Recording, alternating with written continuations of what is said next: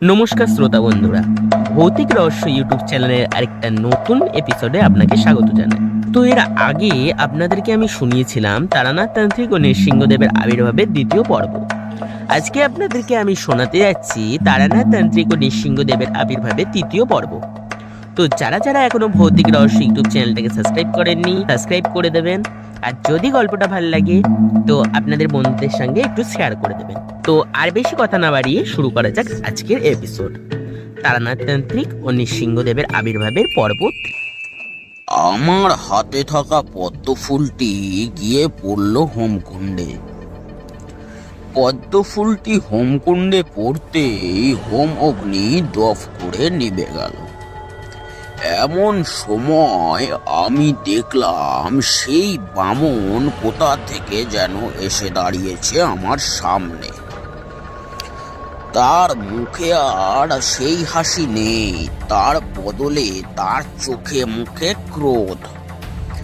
আমি তার দিকে এক দৃষ্টিতে তাকিয়ে আছি। এমন সময় ঘটে গেল আরো একটি ঘটনা। সেই কাপালিক মাটি থেকে উঠে আবারও কিছু মন্ত্র পড়ে তার ডান হাত বাড়িয়ে দিল সেই বামনের দিকে, আর তার হাত থেকে বেরিয়ে এলো এক অগ্নিবলয়। সেই অগ্নিবলয় বিদ্যুৎ বেগে ছুটে এসে লাগলো বামনের শরীরে। সাথে সাথেই এক তীব্র আলোর বিস্ফোরণ ঘটালো। চারিদিকে ভেসে গেল এক তীব্র আলোর ছটা। আমি আর চোখ খুলে রাখতে পারলাম না। যখন চোখ খুললাম তখন সেই আলোর তীব্রতা কিছুটা কমে এসেছে। সামনের দিকে তাকিয়ে দেখলাম সেই কাপালিক সেখানে আর নেই। আমার সামনে দাঁড়িয়ে আছে সেই বামন, তার মুখে বিরাজ করছে সেই ভোবান ভোলানো হাসি। সে আমার দিকে তাকিয়ে বলল, তারানাথ, তুমি তার শক্তির সাথে অবগত হয়েছ, আর সে বুঝতে পেরেছে তার বিনাশ উপস্থিত, তাই সে আবারও তোমার উপর আক্রমণ করতে পারে। যতদিন না তুমি সাধনা সম্পূর্ণ করছো ততদিন একটু সাবধানে থেকো।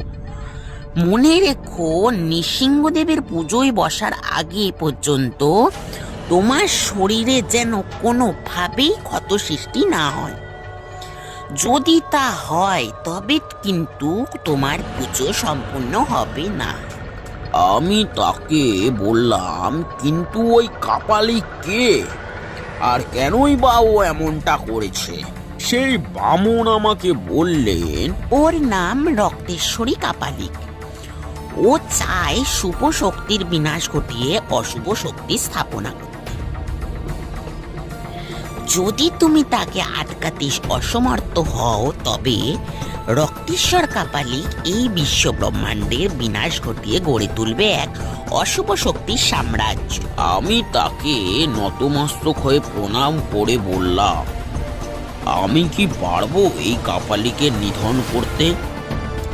এই বলে আমি আমার মাথাটা তুলে তাকালাম। তখন আমি আবিষ্কার করলাম আমার সামনে কেউ নেই।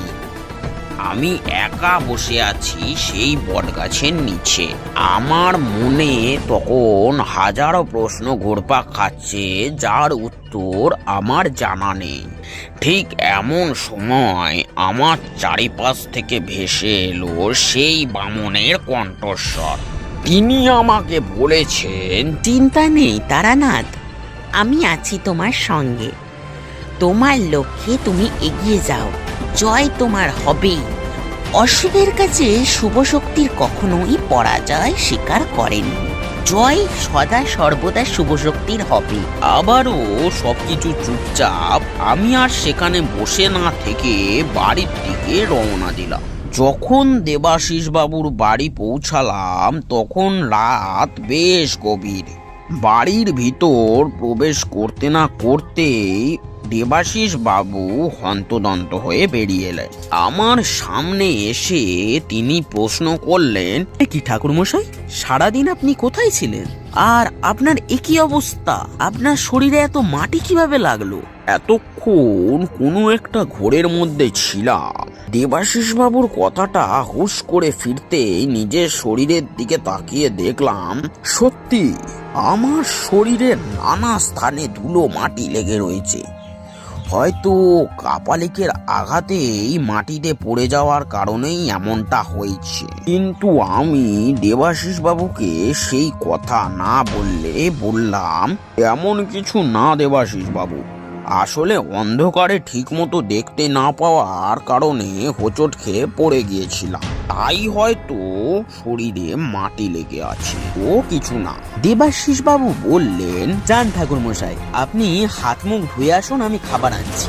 এই বলে দেবাশিস বাবু ভিতরের বাড়ির দিকে চলে গেলেন। আমি স্থানুর মতো কিছুক্ষণ সেখানে দাঁড়িয়ে থেকে তারপর হাত মুখ ধুয়ে ভেতরের ঘরে গিয়ে বসলাম। ইতিমধ্যেই দেবাশিস বাবু খাবার নিয়ে হাজির হয়েছেন। তিনি লজ্জিত কণ্ঠে বললেন, আসলে ঠাকুর মশাই, আমার স্ত্রীর শরীরটা না ভালো নেই, তাই সে আর আসতে পারলো না, সেই জন্যই আমি খাবারটা নিয়ে এলাম, আপনি দয়া করে কিছু মনে করবেন না। আমি বললাম, আরে না না, মা জননীকে আর বিরক্ত করার প্রয়োজন নেই, আর এমনিতেও রাত তো আর কম হয়নি। এই বলে আমি খেতে শুরু করলাম। আহার সম্পূর্ণ করে আমার জন্য বরাদ্দ ঘরে গিয়ে শুয়ে পড়লাম। অনেকগুলো প্রশ্ন মনের মধ্যে ঘুরপাক খেতে থাকলো, বিশেষ করে সেই বামনের বলা শেষ কথাটা। সেই কাপালিক আবার আমার উপর আক্রমণ করতে পারে। বিশ্বাস করো, তখন নিজের থেকে বেশি চিন্তা হচ্ছিল দেবাশিস বাবু ও তার স্ত্রীর জন্য। যদি সেই কাপালিক সত্যি সত্যি আক্রমণ করে, তবে কি আমি পারবো দেবাশিস বাবু ও তার স্ত্রীকে তার হাত থেকে রক্ষা করতে? আর বিছানায় শুয়ে থাকতে পারলাম না। বিছানার সামনে রাখা জলের ঘটি হাতে নিয়ে বাড়ির বাইরে এলাম। গুরুর কাছে শেখা এক বন্ধনী মন্ত্র পাঠ করতে করতে বাড়ির চারপাশে একটা গণ্ডি কেটে দিলাম। তারপর গুরু মন্ত্র জপ করতে করতে ঘরে গিয়ে শুয়ে পড়লাম। রাত বেশ গভীর হয়েছিল, আর সারাদিনের ক্লান্তির জন্য বিছানায় শুতে না শুতেই দু চোখে ঘুম নেমে এলো। হঠাৎ একটা তীব্র চিৎকার শুনে ঘুম ভাঙলো আমার।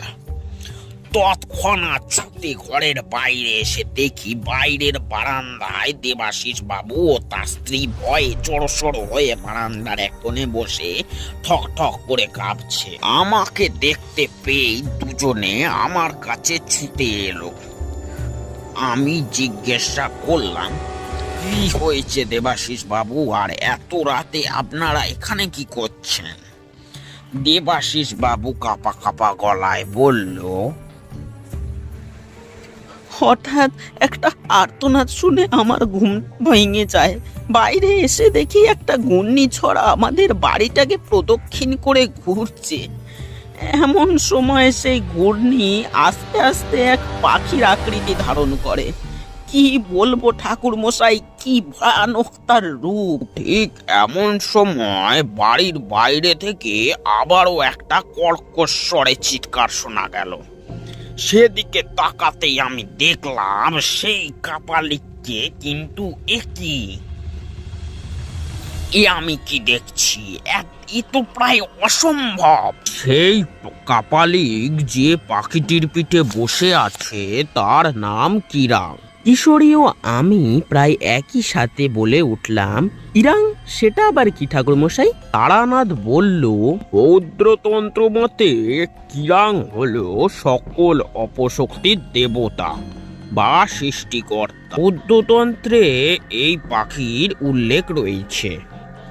আমি আমার গুরুর কাছে এই পাখির বর্ণনা শুনেছিলাম। বৌদ্ধতন্ত্র মতে সকল অপশক্তির উৎস হিসাবে এই পাখিকেই দায়ী করা হয়। কথিত আছে এই কিরাং হচ্ছে সকল অপশক্তির সৃষ্টিকর্তা। এর শরীর অর্ধেক শূকর ও অর্ধেক পাখির, এবং এর চোখ থেকে অনবরত পড়তে থাকে আগুনের স্ফুলিঙ্গ। তবে একে সাধনায় সন্তুষ্ট করা সহজ বিষয় নয়। সাধনায় তাকে তুষ্ট করতে বলি দিতে হয় প্রায় 100 কিশোরী মেয়ের। এখানেই শেষ নয়, কিরাং যদি তোমার সাধনায় তুষ্ট হয় তবে সে তোমাকে অনেক শক্তিশালী করে তুলবে এবং তোমার সাথে থাকবে সর্বক্ষণ। তবে প্রতি অমাবস্যা তিথিতে তাকে একটি করে নরবলি দিতে হবে। যদি সাধক তা দিতে অসমর্থ হয় তবে কিরাং সেই সাধককে নির্মমভাবে হত্যা করে নিজেকে মুক্ত করে নেবে। আমি বললাম, তারপর কি হয়েছিল ঠাকুরমশাই? তারানাথ একটা সিগারেট ধরিয়ে আবারও বলতে শুরু করলেন। কিরাংকে দেখার পর আমি এটা খুব ভালোভাবে বুঝতে পেরেছিলাম যে তাকে আটকানোর মতো ক্ষমতা আমার নেই। তাই আমি আর সময় নষ্ট না করে মনে মনে মধুসুন্দরী দেবীকে স্মরণ করি এবং তার কাছে নিবেদন করি এই বিপদের হাত থেকে আমাদের রক্ষা করার জন্য। হঠাৎ আরও একটা ঘূর্ণিঝড় উঠল, শুরু হলো সংঘর্ষ। দুটি ঘূর্ণিঝড় একে অপরের সাথে বারবার ধাক্কা খাচ্ছে। বেশ কিছুক্ষণ এই সংঘর্ষ চলার পর একসময় সবকিছু থেমে গেল। প্রকৃতি আবারও শান্ত হলো। আমি দেবাশিস বাবুকে বললাম, যান, ঘরের ভিতরে চলে যান, আর সূর্যোদয় না হওয়া পর্যন্ত ঘরের বাইরে আসবেন না। দেবাশিস বাবু বললেন, কিন্তু ঠাকুরমশাই, ওটা? দেবাশিস বাবুকে থামিয়ে দিয়ে আমি বললাম, আহা দেবাশিস বাবু, এখন প্রশ্ন করার সময় নয়। আপনি মা লক্ষ্মীকে নিয়ে ঘরের ভিতরে চলে যান। দেবাশিস বাবু হয়তো আমার কথায় গাম্ভীর্য শুনে একটু ভয় পেয়েছিলেন, তাই তিনি আর কোনো কথা না বাড়িয়ে আমাকে একটা প্রণাম করে ঘরের ভিতরে চলে গেলেন। আমিও ঘরের ভিতরে এসে মধুসুন্দরী দেবীর ধ্যানে বসলাম। বেশ কিছুক্ষণ পর আমি বুঝতে পারলাম তিনি আমার ডাকে সাড়া দিয়েছেন। সারা ঘরে বিরাজ করছে একটা মিষ্টি সুগন্ধ। আমি চোখ খুলে তাকাতেই তাকে দেখলাম সেই মায়াময়ী চোখ, সেই মায়াবী হাসি যেমনটা দেখেছিলাম বরাকর নদীর তীরে। আমি তাকে প্রণাম জানিয়ে বললাম, হে দেবী, আমায় সহায়তা করুন। আমি যে পথভ্রষ্ট হয়ে পড়েছি, আমার এখন কি করণীয় তা আমাকে বলে দিন দেবী। কি উপায়ে আমি তাকে রক্তেশ্বর কাপালিকে নিধন করব? এখনো যে নৃসিংহদেবের পুজোর সঠিক সময় আসেনি।